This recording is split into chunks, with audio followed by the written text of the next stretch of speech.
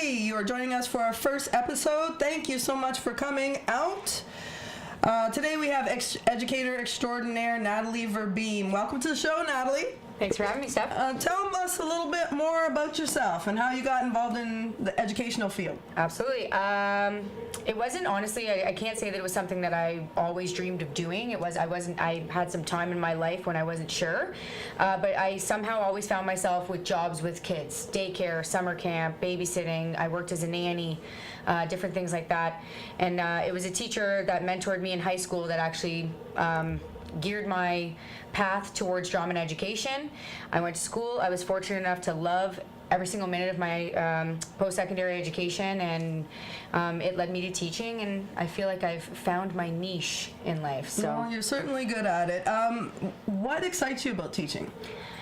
So many things, but for me, the excitement in the job comes from building relationships with my students and being able to foster their learning in a positive way. Curriculum obviously is a huge part of our job, but for me, it's the rapport with my students. It's the impact that's going to last long beyond the lessons in the classroom. So Right. It must be really rewarding for you. What kind of things is teaching done for you? How is it rewarding? I think that first and foremost, the people that I've been able to meet and encounter in my life, as far as it being colleagues, mentors, administration, friends that I've made out of it, and some of like amazing kids that I've met has been the first and foremost biggest benefit of teaching for me. And then it constantly challenges me, expands my mind, forces me to think outside the box and evaluate my own biases and just become a better person. Flat out. You mentioned it's challenging for you. What kind of things are challenging for you in the educational field? I mean, if I could give like a readily available example, it's this year I'm teaching a split grade with 29 students. Many students IEP'd, which means individual education plan, so we have specific needs that they're looking to meet outside of the general curriculum that's being delivered in the classroom. And you're stretching yourself into a lot of different areas, or as we used to say in drama and education, you're wearing a lot of different hats, and that can be stressful, and that can be hard to make it feel like you're giving 100% in all areas. So that can be a big challenge sometimes. Okay, so what you learned in school, are you applying most of it, or do you put your own spin on it, or do you have professional development where you're channeling in on various educational resources to all of the meet above. the needs? All of the above. I think that any person that works in education will tell you that they might be a teacher, administrator, whatever their position is, but they're always a forever student. So I definitely take practices from my university degree. I went to school for a program about using the arts to liven up all curriculum topics across your education to get kids to hook in, buy in, want to learn. And we also believe that because the dramatic arts reflects life, that bringing it into our education allows the children to connect what they're learning to life and learn how to feel comfortable applying it in a safe setting such as a classroom. So a lot of that goes into my teaching practice. A lot of things that I've seen over the years working with some awesome educators, some in the building I'm in right now that I learned from, ongoing PD. I have an awesome administrator this year who's already taught me so much, and we're halfway through the school year, so it's ever evolving. Okay, all right. So do you think the educational system as a whole is working for our students? Yes and no. I think it's ever evolving. It definitely works for some students, and then there are others that it's not working for because maybe they have a particular need that's not being met, or they're not being served in a way that is needing to be served in their life. And that might be the system as a whole, the education system, or it might be the social system, right? Some kids come to school hungry and they're not getting their needs met there, and therefore the school system, how we have it set up, can't work for them because they're worried about their grumbling belly over learning. But in other ways, I feel like we've come a long way in education, and that compared to my own educational experience and how one-way thinking it was, it's really expanded. We're really trying to cater to all learners. We're trying to bring learning into the 21st century, and I think those are great benefits that are benefiting our students. People come to Canada for education because it's up and coming, it's now, it is it's definitely more pros than cons in my opinion. Okay. Do you think it's as educators, it's our responsibility to handle the things such as, feeding them and handling, teaching them socially? They do have parents for Right. the most part. Absolutely. I think a lot of that can depend on where your school is and knowing the demographic of the area and being realistic about that. On paper, is it our responsibility? No. Morally, and it takes a village. It takes a village to raise kids, and sometimes you even though it isn't on paper your responsibility, it is morally yours to pick up the slack where someone else isn't. So that's how I feel like people who get into education treat their students, their kids. That's those 29 kids in my class this year are my kids. They are my responsibility in my mind more than my job description would say. Right? How do you handle, how do you get those challenging students to buy into, you did mention drama. Yeah. What other ways do you get the students to buy into what they're trying to, accomplish? So for me, I think that it's always been a mutual respect is a big thing in my room, and I understand that respect is earned, not just given, and that goes both ways. I don't walk in my classroom on the first day of school and expect my kids to have this ultimate respect for me. They don't know me, and we're going to get to know each other, and we're going to build a trust, and I think that helps kids buy in with me because we end up building a rapport and a relationship, and it becomes that they want to succeed to make me proud and in turn have me feel proud of them. And you know what I mean? So that is a big thing for me. And then I like to get down on their level. I don't take myself too seriously. I participate with the kids. I go into gym and I will play with the kids. I will get down and dirty in an experiment. I'm calling them on and modeling the behavior I want by doing it and not just saying, okay, here's what we're going to do, now do it. And I think that's a big way of getting those kids to kind of buy into what you're trying to get them to do as well. Wow, your classroom must be amazing. I've been in there a few times, and the kids always have a smile on their face. They're always enjoying and participating. That's great. We're going to take a moment to take a break, and we'll be right back. Welcome back. Thanks for tuning in to the Stephanie Wilson Show. Natalie, we have a few more questions for you. What do you think is needed so that our students are more successful in their education? More support. I think that we all read about the increase in learning difficulties with students, increases in mental health issues and things like that in our society. And then, unfortunately we have governments that want to make cuts and take things away from students, and I think the kids need more support. They need more adults that can kind of tend to their needs and work with them, and I think we'd see a big difference. Well, that's going to cost money. I don't know if that government will fly with that, but No, I don't think so. They're constantly cutting all the time, so we have to find some creative ways to make that happen, I think. What ways do you motivate your students to embrace learning and ownership? Because a lot of times it's always onus is always on the teacher, right? So how do you get students to stop with the apathy, embrace learning, and just take ownership of their own education?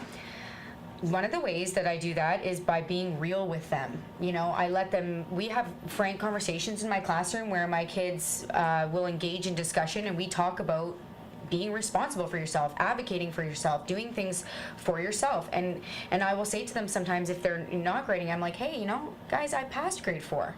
This is for you. You have to want it and go after yourself. And I try to, instill that in them because, like you said, it falls all on the teacher. That's a new age thinking thing, in my opinion, because when we were kids, and I'm sure you can relate, the onus was on us. If I messed up on a test at school, it was me getting in trouble at home, not my teacher, right? And none of this, who's to blame? Well, my parents knew it was me. I didn't study. And we also had consequences in place too, in the school and outside of school. So, and that you led right into it for me. The next thing is, if they're not taking that ownership, if they're not taking that responsibility, there's going to be consequences, and obviously age appropriate consequences for the action, right? You might be talking about detention. Nobody likes missing out on recess to get caught up on work they could have done before, things like that, right? So, except for the winter. Kids No. like to stay in the winter. It is true. Yeah. Maybe reverse, make them go out. No. Right. No, I'm just kidding. Walk with Wilson. Yeah. They have to be Okay. on duty. What we'll do right now is we're having fun right here, and I want to find out what is the most outlandish thing you've done to reach a student, and how did they embrace it? How did they run with it? All right, so I'm going to say the most outlandish thing I've done to reach students. It was something I did for my whole class. It was a technique we had learned about in early university, and then it never really got brought up a lot again. And I was like, I'm really going to try this out and see how it goes. So I was teaching a grade 5-6 class. I had come up with the idea of them doing a social studies project about early societies and artifacts of early societies, and I was going to create a museum day, and they had to build these artifacts and whatever. But to introduce this assignment, I showed up after nutrition break into my classroom in full-on costume, like Indiana Jones. Fake mustache. That was it? Yeah. Yeah, full-on costume, and I continued with an accent for a 100-minute block, introducing this assignment, getting them pumped up that I was hiring them for this job, and doing all this, and Can you do the accent now? no way. No way. I don't even remember what it was. This is going back early in my career. But the kids' response to it was amazing. They all played along. They all thought it was awesome. My name was Professor A.N. Chint. Get it? Ancient. See what I did there? Yeah. A little corny. Yeah, but absolutely. You're age appropriate, I'm Yeah, assuming. absolutely. And then what happened? They just The ran assignment with was it? amazing, yeah. So Professor Aiden Chint checked in about 2 more times throughout their work on their artifacts, and then on the presentation day, we set up like a big mock museum in the classroom, and for all of their presentations, Aiden Chint was the evaluator. So it was, they were highly motivated by it. They had fun with it. They liked it. They played along for the duration of the entire assignment. It was pretty good. It was a lot of commitment, though. That's cool. And did they embrace history and social studies a little bit more in the future? Yeah. I can't say in the future. I'll be honest. I don't know, because I ended up having to move schools at the end of that school year. But they were definitely buying in for the unit, when social studies can be kind of a difficult topic to get kids to really be excited about. And did the results manifest as far as their grades? Were Yeah, you absolutely. assessed There it? was some of the kids who are typically not overly involved in their collaborative work and things like that were involved, wanted to be part of it. Even if maybe their academic score wasn't a huge improvement by the end, what was improved was their social skills, their commitment and work ethic towards the activity and things like that. So I call that a win too. Okay, did anybody thank you? Because the teachers put a lot of effort into things, and actually the school that we work at, there's a lot of thank yous. Sometimes just a little wink and a nod or just a smile is good enough, but do they thank you? Are they appreciative of the effort that you put forth? I think for your... the most appreciation I found from that particular circumstance was from the parents. I got a lot of thank yous from parents, and I find that at this school that we're currently at as well, that the parents really take note of the extra above and beyond you do to get your students involved in your classroom and to enjoy coming to learn every day. Now we're going to kind of get into the humdrum, not so fun part. Bring it. Tell me about a time where you felt that you failed a student, and or that the system failed them, and how did you try your best to do? We can't save everybody, Right. But what was your effort towards their progress, and what did you as you reflect, what could you have done to change to help the student? Yeah. Last year, I worked at a high school for students with mental health issues. And there was one student in particular whom the potential I saw in that student, and truly the cognitive academic ability was boundless. So it became my mission to see her graduate at the end of the year, to get the credits that she needed to get in order to finish the year and be successful, and try to move on in a post-secondary education and not have that mental health issue be ruling her life. That looked like me doing the extra tutoring on the side to help her get her credits, and seeing that she was able to get to her social worker whenever needed, and just being that extra supportive adult caring in her life when she was getting tossed from foster home to foster home and whatnot. Unfortunately, later in the year, she went missing for about a week, and I seemed to be one of the only people caring about her whereabouts and where she was. And it didn't turn out well. It was a spiral event. She ended up having to go to a facility past London, and I never got to find out if she was going to get her credits. It was likely that she was not, and it was a hard blow as an educator. It was a hard blow as a person who pours their heart into the students that they teach. I don't like thinking about it because I still never got to find out, you know, what's happening with her. How's things rolling for that kid who just so much potential to do great things, but had a really came into a really horrible situation in life and had no choice in the matter, right? So I felt like I failed her because I felt like I should have done more, even though I wasn't sure at the time what that was, or that I should have stood up to some of the other adults who had more power to do more for her and weren't. And I think the system failed her because she was getting tossed from home to home, and she was getting sifted through the cracks, and it was tough. And you can't, like you said, you can't save them all. You can't, but you can reflect and you can move forward. Moving forward, in all honesty, I think sometimes as an educator, I have to remember my power only goes so far. And, you know, I have to guard my heart a little more sometimes. Right, which is tough because you just can't you can't be a robot. No. And we wear so many hats, and we have so much on our shoulders because we're just striving for the success of our students. It's very difficult sometimes. We have to do a lot of debriefing to kind of move past that. So, Absolutely. yeah. So what have you learned from your own students in general? Like it's all conversational when it's a banter, Absolutely. dance between student and teacher.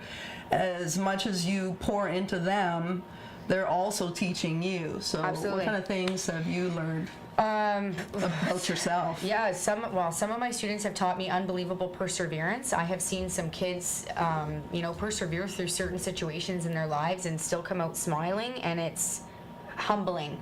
You know, on days when, I got this and this and this to do, and and they walk in your room with a smile on their face, greeting you with a positive hello to the day, and you know what they're holding in their backpack, kind of thing, and it's like, wow, man.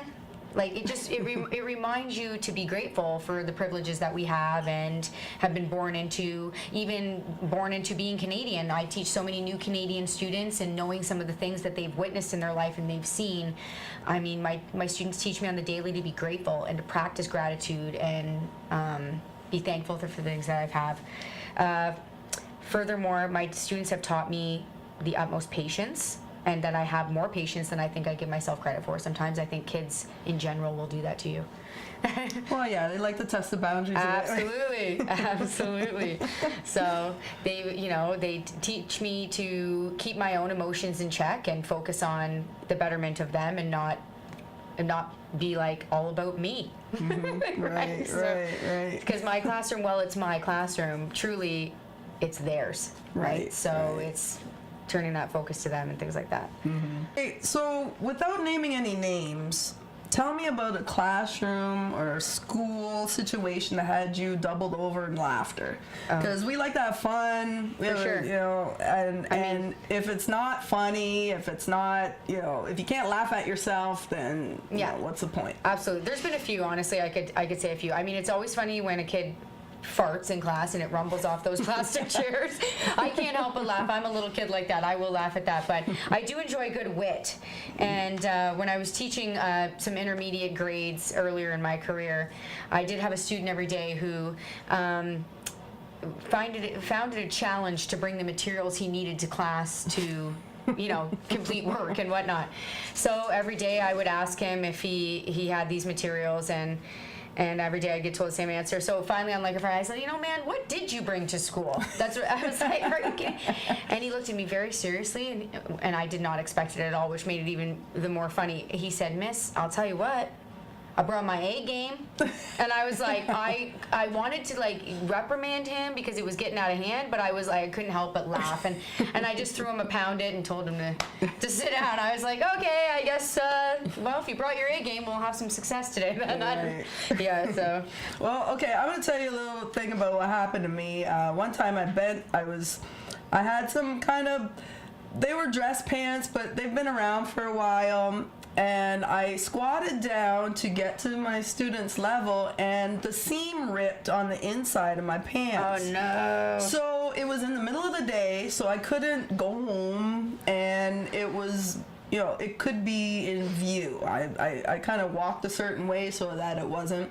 So me and my problem solving skills, I went into the staff bathroom and I stapled them. Oh my god. The inside, I stapled them. So I'm walking around and the staples are digging into my thigh, and I'm trying to play it off, and I'm like, okay, I had to ask, you know, one of my colleagues, I'm like, okay, are the staples showing? And they're dying laughing. And I'm like, look, I have to get through the day. They're dying laughing. They just said, don't squat anymore, you're good to go.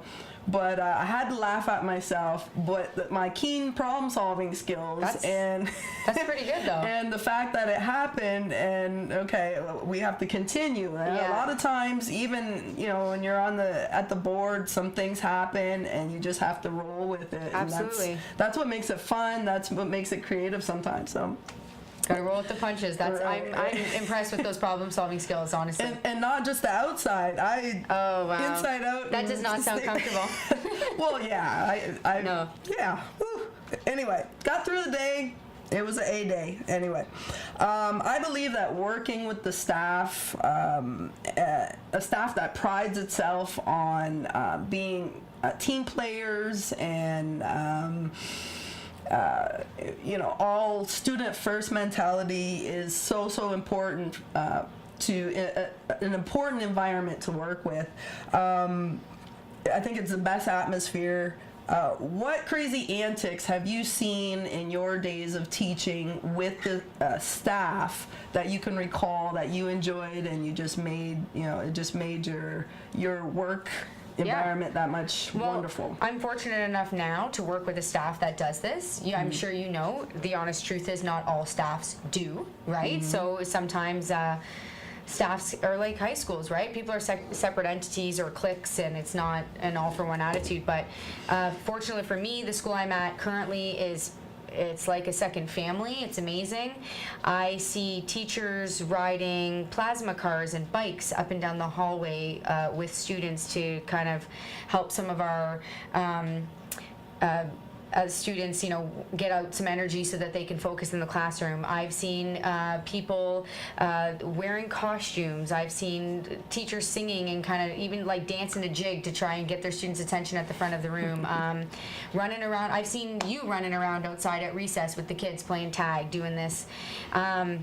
It's amazing. Even I noticed the staff at our school, everybody wears our school gear multiple times a week, and it's like it just promotes that school feeling, like, and then you look around and like the kids are wearing it multiple times a week, and there's this school spirit that goes along with it, and it's really felt when you walk in the building, and it's almost hard to put into words because it's like a feeling that you get when you're there, and just the way everyone is. It's always the smiles and good mornings in the morning to every one of those students, and I think it's a top-down type of environment. Like the administration kind of sets the tone, and I think that kind of trickles down to everybody else, and vice versa. It's back and forth, and you know, the administration is. I actually saw administration riding the plasma car and the bike, exactly. and you know, playing with a sticky ball, whatever it takes to get the student to be motivated to learn. I think that's great.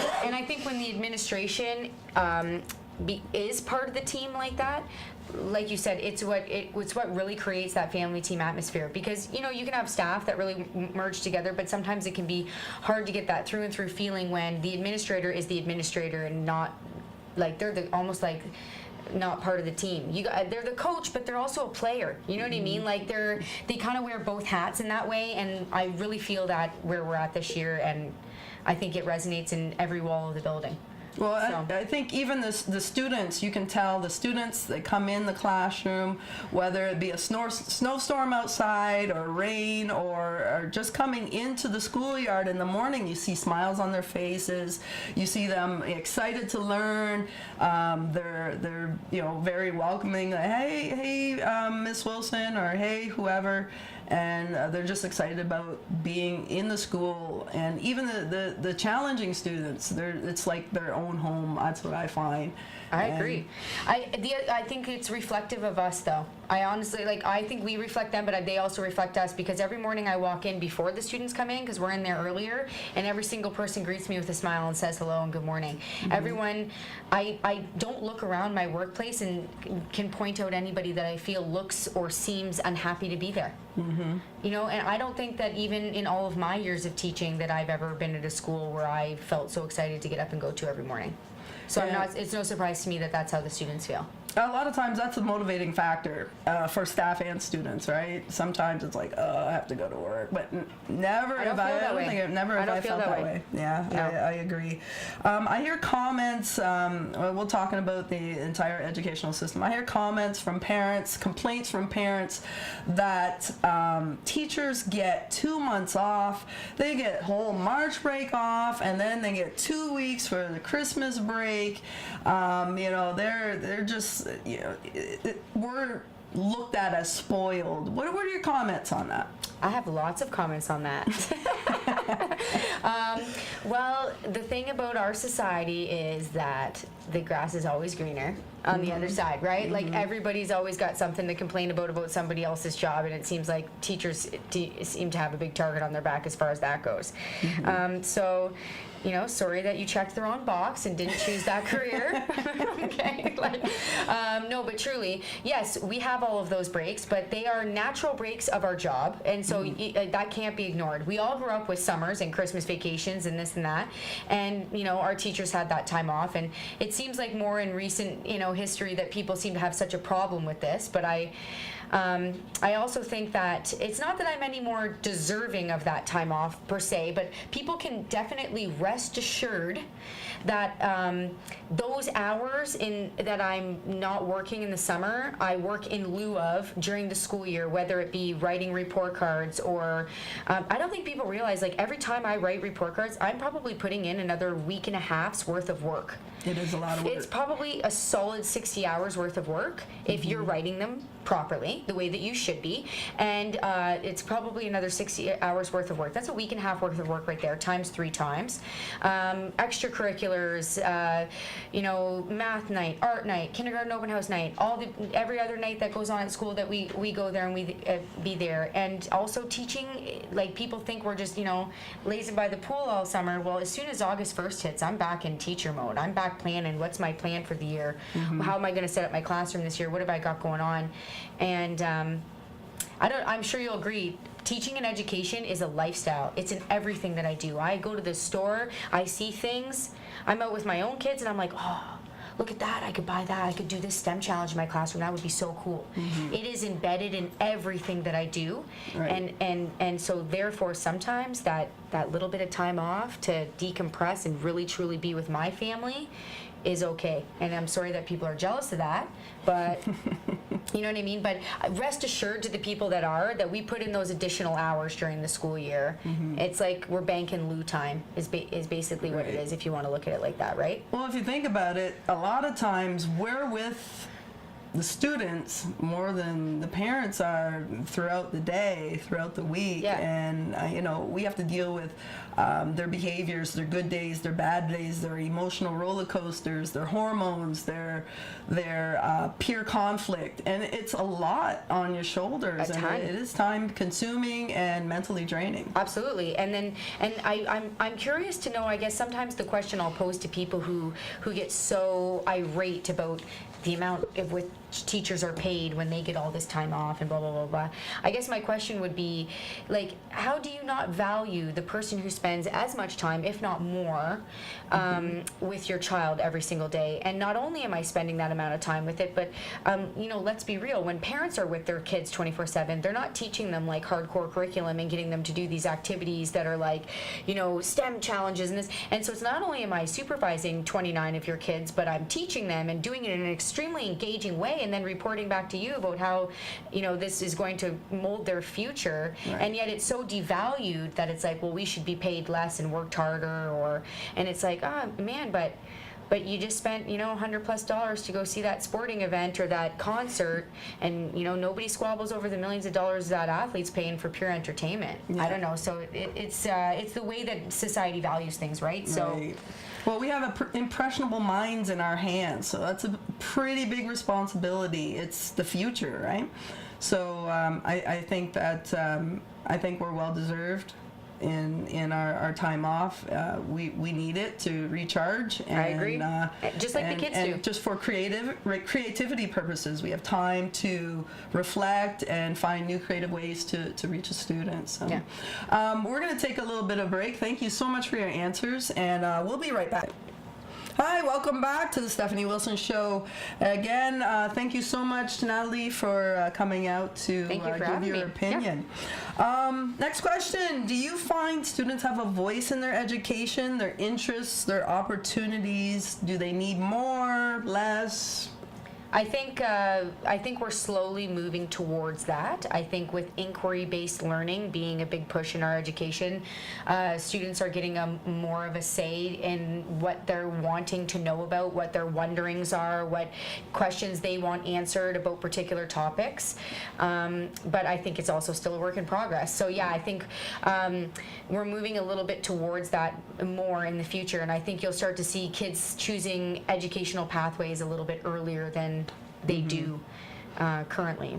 Okay, so where do you think that we fall short in education? Like, do we fall short in tapping into more STEM projects, technology, social, financial literacy? Yeah, I think socially that, especially in today's day and age with kids who seem to have a lot of social concerns, there's a lot of new social pressures present in our society that weren't when we were kids, for example.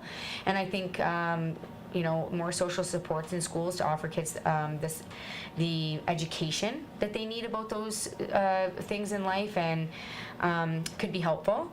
I think that, you mentioned financial literacy. I think that it would, with the movement towards more inquiry-based things, that the push to more life skills type education is important, right? Like financial literacy in the way that, kids grow up with a knowledge of how to, balance a budget for their life, for their mortgage, for making payments, and things like that. And I think our high schools are moving a little bit more towards that. But I think, like I said earlier in the thing, it's ever evolving. We need to keep working towards it. And as we move in, even further into the 21st century and technology evolves, and the need for what kids need to know for the future evolves. Like, what kids need to be literate in now in order to be successful in their future is completely different than what I needed when I was a kid, right? So, well, I think it's kind of relative. I think that with me and my journey, had I known more financial literacy types of skills, I wouldn't have had the debt that I had. My budgeting would have been better, and I would have been definitely putting savings away, even at the elementary school level, rather than go spending it on something silly. I would be thinking long term. A lot of times we're self-gratifying. Immediate gratification was what I was trying to get at. That's what we focus on, right? Whether it comes to video games, that's immediate gratification. When it comes to an ice cream or something like that. Having that financial literacy component and see where your future could be, inspiring and motivating to actually save and budget and things of that nature. Absolutely. And when you put it like that, it makes it very obvious that it's needed more than ever for our kids then, because we're a society of instant gratification more than ever. When we were kids on a Friday night, if you wanted to see a new release movie, you better get to Blockbuster before all the copies were taken. You actually had to work for something. Now you click a button and it's playing on your TV, right? And phone. And yeah, Yeah, anything. It's at your fingertips, right? And I think that lends itself into what could probably be a whole nother podcast about how kids are so used to this instant gratification and they never have to deal with much disappointment and those types of things, that when they become an adult and these things become present in their life, mortgages and payments and responsibilities, and they don't know how to handle it, it's where we're seeing the increases in mental health issues and things like that, which, with the more support I mentioned, could help students be more successful, could be Right. alleviated before we get there, kind of thing. It's like a whole web of stuff. It's changing society to be proactive instead of reactive. I mean, Exactly. again, another podcast, another time, right? Like I could get into a whole veganism debate on this. Oh boy, I like my meat. I'm I know, sorry, but I it's like killing my the steak. planet. Proactive. I know, I get it. One day maybe I'll try it. Yeah. But in the meantime, I like my steak. Yeah, it is delicious. I'm not going to say that I don't like meat for 1 second. I understand that you have children. Do you or did you try to teach them the way you were taught in Teachers College? And do they look at you as a teacher or as just mom? And mom, you know nothing. Comment on that, and how's your home life as far as education goes with your kids? Okay, I try to teach and raise my kids the way that I was taught and raised by my parents, not Okay. necessarily the way that I was taught by educators per se, although I had a lot of inspiring educators growing up. But I'm fortunate to be blessed with two amazing parents who instilled all kinds of important lessons in me, both academic and emotional, social things like that. So I try to raise my kids in that way. And then I am a teacher, which my parents were not. So my kids definitely do a lot more structured activities in the way of homework and reading and things like that, which wasn't as much present in my household growing up. And so I will get the mom, like, why do I have to do this? And then, and then my 2-year-old will emulate that. And then the 5-year-old is, because she's a teacher, is what I'll hear, because she's a teacher, right? That sounds so negative. Yeah, well, but then my kids at the same time have a love of school.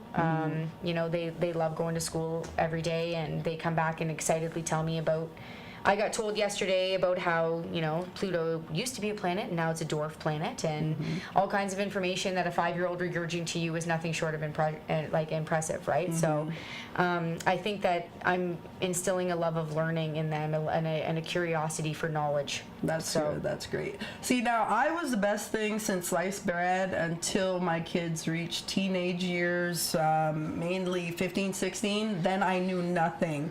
So they bought into the philosophy, they bought into the educational, the things I was teaching them. They were adhering to it. I could hear myself coming out of their mouths, and then all of a sudden that changed, and then I wasn't cool anymore, and I knew nothing. Yeah. Whether it be coaching sports or whether it be doing homework. So your kids really aren't at that age right now. Well, one of them is, yeah. No, Okay. I do have a 16-year-old who I'm definitely not cool to, and it is, and I'm a little extra sad about it, because it seems like still dad is cool, but mom is definitely not, and. And I mean, he's good for the most part, but he's definitely not looking for our opinions on things. That's for sure. No. And I'm sure my daughters will get there. I have no doubt. But it's it's sad, right? He used to, like, on a Friday night want to play Monopoly with us, and we would inadvertently, in a fun way, teach him about counting money. And now if he emerges from his cave, aka his room, every now and then, I'm happy to see he's breathing. Right. Yeah, I call my son the groundhog because he comes out, peeks his head out, grabs some food, and goes back in his room. I ask if he sees his shadow, and off we go. Yeah, great. Okay, so now we're going to get back into the classroom. What types of sacrifices have you done to help your students succeed? Whether it be financial. Yeah, I was going to say the first one that pops into my mind is financial. Huge financial sacrifices. I don't think that people who aren't in education realize the amount of personal dollars that go into a classroom. It's actually, and people who don't understand can be like, well, you don't need that. They provide supplies and stuff like that. It's like, okay, well, sure, yeah. If you want your kids to do nothing but color on construction paper all year, then we've got all the supplies necessary. Right. But if you would like your kids to be engaged in a up and coming way and participating in real enriched hands-on critical thinking activities, it requires a lot of other supplies in a classroom, right? And even to just provide the comforts of home. Like, for example, in my classroom, I have comfortable beanbag seating and alternative seating, things like that.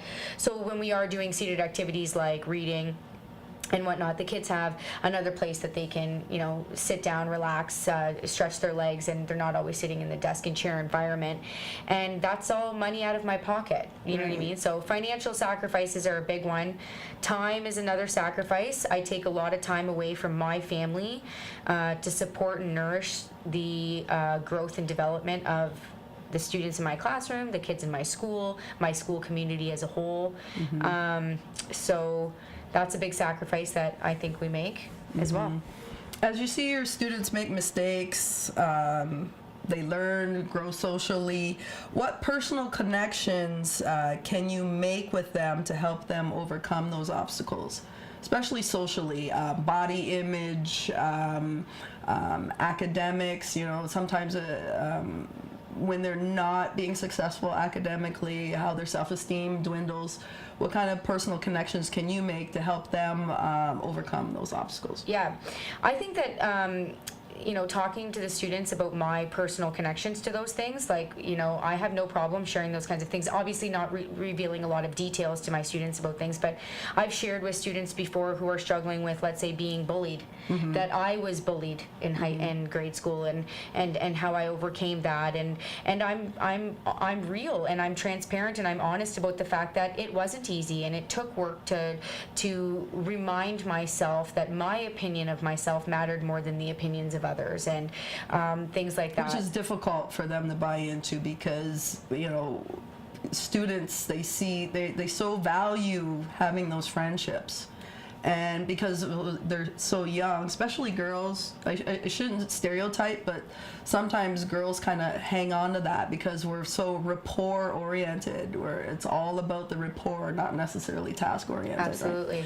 Right. During the break, you mentioned something about your daughter, your conversation with your daughter, and your innocence. Why don't you tell the audience? They'd love to hear it. The other day we were driving in the car and we were watching Beauty and the Beast, and she asked me why Belle didn't like Gaston in the movie, and I said because she says in the movie that he's rude and conceited, and I explained to her that being conceited means you love yourself way too much and you think you're better than other people. And she went on and said, well, I love myself. And I said, well, that's good, you should love yourself, but we shouldn't think we're better than other people. And she's like, oh, but I don't. And so I said, well, why do you love yourself? And she said, because I love who I am. And I said, well, who are you? And she said, well, I'm kind, and I'm loving, and I'm silly, and I'm an artist, and I'm a pescatarian. This is her new word right now because she's only eating fish. And she even expressed that she said, I'm not very good at cleaning, but I'm working on it, and I try hard even when I'm not good. And she even acknowledged loving her own flaws. And it just, and then she went back into watching the movie, and it just struck me like so hard that I was like, even as an adult woman, I, battle my own, mental dialogue sometimes, being negative with myself or being too hard on myself, cutting myself down. And here she is just loving up on herself all innocently, and it made me think really deep as a mother, as an educator who teaches kids that still have this confidence, like when do we lose that innocence, or when do we start to value the opinions of others over our own about who we are as a person or about our expectations for ourselves. And it's an interesting question. Yeah, and how do we get them to grip their talons into that confidence and hang on to it in the face of the challenges that we come across growing up and going through school and things like that. So right. That reminds me of the recording artist Pink. how she's always in the limelight, but she also teaches her daughter to have that self-confidence, to it's okay to make mistakes, it's okay to be who you are, you need to love yourself. And she brings that into the forefront in her music, in her interviews, and I admire, like, she's using that as a platform, her celebrity as a platform to build and as you said, allow them to sink their talents into that confidence and innocence and purity and keep it. Yeah, I agree. It's important, I think, and I think our society as a whole is moving towards that self-acceptance as well as acceptance of others. I feel we're trying to anyways, you know, shed ourselves of our prejudices of other people and just accept everyone and in turn accept ourselves, right? And just be who we are and not let it bother you if somebody isn't the way you are, because that would be boring if everyone was the same. That's for sure. That's for sure. Okay, so we're winding down here. Is there a teacher that I know at the beginning of the show you mentioned that you had a little journey before you decided to go into teaching. Is there a teacher or a mentor or someone that comes to mind that has had a positive effect on your life, that changed the direction that you were going into, and how, and have you told them? So I'd say that there's two main ones. Can I say their names? Sure. I wonder, yeah. That's fine. I think they'd like the shout out. So the first one was my grade 5 and grade 6 teacher. I had him 2 years in a row, Mr. Kearns. He, I feel like, sparked my love of school. I would say that it wasn't that I disliked school previous to grade 5 and 6. I wouldn't say it was anything like that. But he really made me love coming to school every day. And if I can think back as to why, it was because of the hooks and the buy-ins that he brought into his classroom. He played guitar, he would sing things, he would make up songs, he put riddles on the board every Friday that we had to solve. He ended up creating a pond at our school, and he got me really interested in and loving and advocating for the environment, things like that. So he really sparked a love in school for me to start. And that continued on through my later years when I met the teacher that I mentioned earlier, Miss Grado, who was my drama teacher of mine in high school. I did musicals with her, and then I also got to do like a kind of in high school co-op thing with her, working in a drama classroom, and she kind of veered me towards the drama and education path and continuing on in theater and things like that, and she continued to mentor me. I got to do placements with her throughout the Faculty of Education years and things like that, and I still keep in very close contact with her, and she was a wonderful inspiration to me in my life, and was the one who put me on the path to becoming a teacher. And you told her? Oh, absolutely. I still have a relationship with her, and she knows that she's my mentor and that I love her, and that and everything. She's involved in my daughter's life, so that's wonderful. And then Mr. Kearns, he actually sang in a barbershop quartet, and I ran into him at the mall, and I couldn't wait to tell him that I became a teacher. And he was like, oh my goodness, you did. I'm so proud of you. I'm so proud of you. And I told him, like, I started really loving school, like, when you were my teacher. Like, that's when I started really loving school. And then that kind of forever became my mission as a teacher, to, you know, make kids love coming to my classroom every day. Right. I know you're a little younger, but has any students or past students approached you and let you know how appreciative they were of your influence? Yeah, I have actually run into some people, and interestingly enough, we had an event at our school this past week, and one of the students who came back to volunteer at the event from the high school was a student I had taught in years previous at a different school. And they didn't necessarily express to me like, oh, you made such a difference or anything like that, but the excitement with which they greeted me and were so happy to see me was enough for me to know that there had been some level of impact there. Right. Because it was like a surprise, and then it was like they wanted to give me a big hug. This grade 11 student wanted to give me a big hug, super excited to see me, and that really warmed my heart. I really liked that. I haven't had the chance yet to see too many of my students come back yet, because like you said, I'm kind of earlier in my teaching career, and a lot of the students that I taught in junior years are just still in high school now. Right. Yeah. Well, it's rewarding for me. I've been coaching volleyball for 19 years, and it's so rewarding. I'm walking, minding my business in the mall, and all of a sudden this gigantor grown man or woman comes up to me and coach and grabs me and hugs me and just tells me how much they appreciated their time with me. That's better than any paycheck, and that's not one of the main reasons why I do it, but it's so rewarding for Absolutely. me to watch them progress and then come back and let me know how appreciative they were. So. Absolutely. Again, thank you again for coming, Natalie. I had a great conversation with you, and we're signing off here at the Stephanie Wilson Show. Thank you again for tuning in, and I have one more question for you. How are you changing the world?